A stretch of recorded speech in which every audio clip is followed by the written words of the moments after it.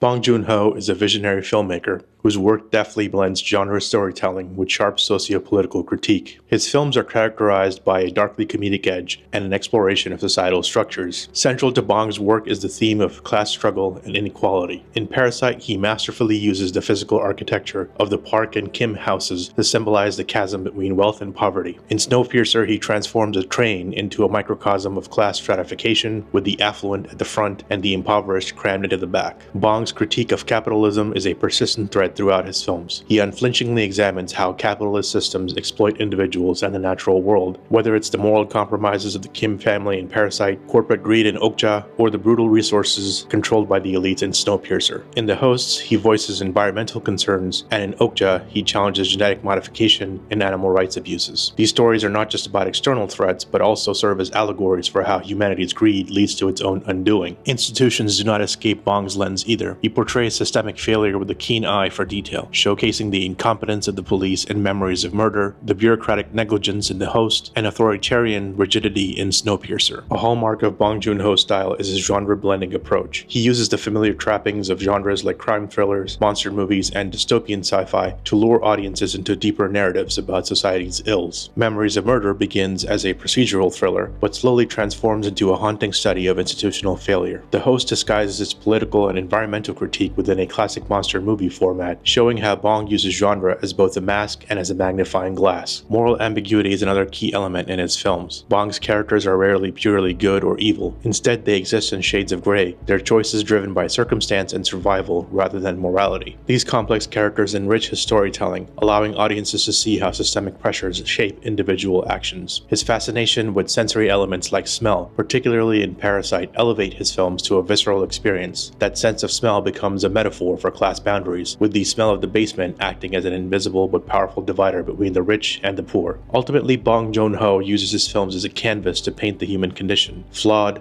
and often caught in the machinery of societal and institutional forces. His stories resonate with audiences around the globe because they blend the personal with the political, using humor, horror, and humanity to dissect the structures that govern our lives. Whether through biting satire or emotional depth, Bong's work challenges audiences to look beyond the surface and question the systems that they live within.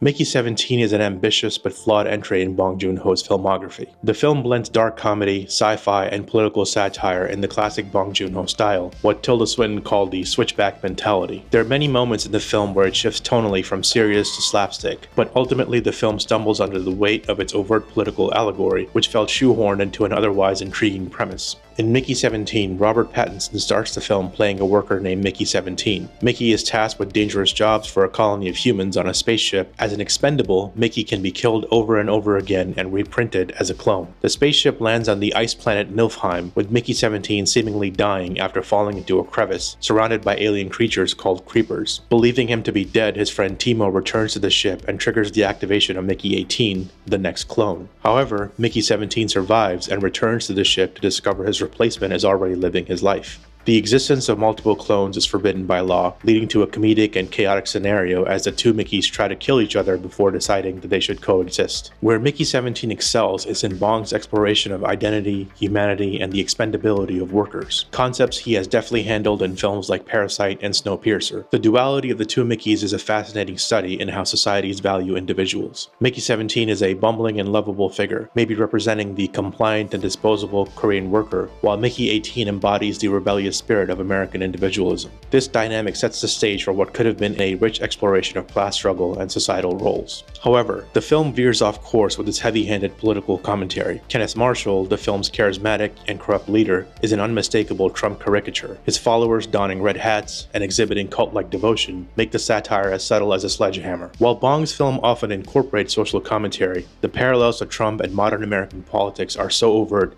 that they detract from the movie's deeper themes. The satire feels forced, as if Bong, or maybe the studio, felt the need to draw a clear line for audiences who might miss the subtext. Our very own planet of purity.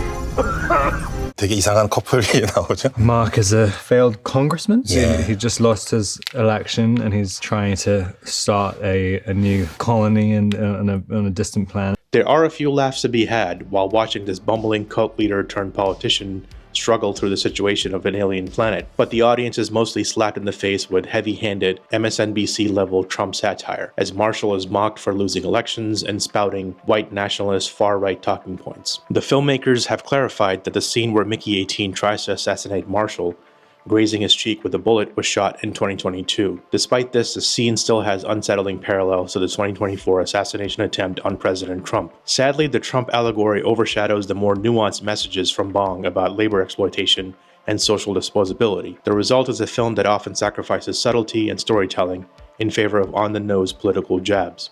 Director Bong's fascination with smells, often a powerful motif in his films, is present but underdeveloped. Mickey 17 has hazy memories of his mother, which is triggered by the smell of Kai's hair, which suggests a deeper narrative thread but never fully explored. This oversight, combined with the film's rushed shift from dystopia to revolution, creates a disjointed experience. The transition from slapstick comedy to class warfare lacks the gradual build-up needed to make the climax feel earned. The political allegory of Mickey 17 might have worked better had it been more seamlessly integrated into the story. Instead, it feels like an afterthought, an easy target instead of a well-crafted critique. The film's ambition is undeniable, but its execution leaves much to be desired. The film constantly talks, but doesn't actually say anything of value, raising intriguing questions without offering meaningful answers. While Mickey 17 showcases Bong Joon-ho's creativity and penchant for genre bending, it ultimately fails to live up to the heights of his previous works. The movie is a strange mix, not quite a misfire, but not a clear hit either. It offers just enough moments of brilliance to make it worth watching, but sadly the forced political commentary keeps it from becoming a thought-provoking masterpiece that is clearly aspiring to be.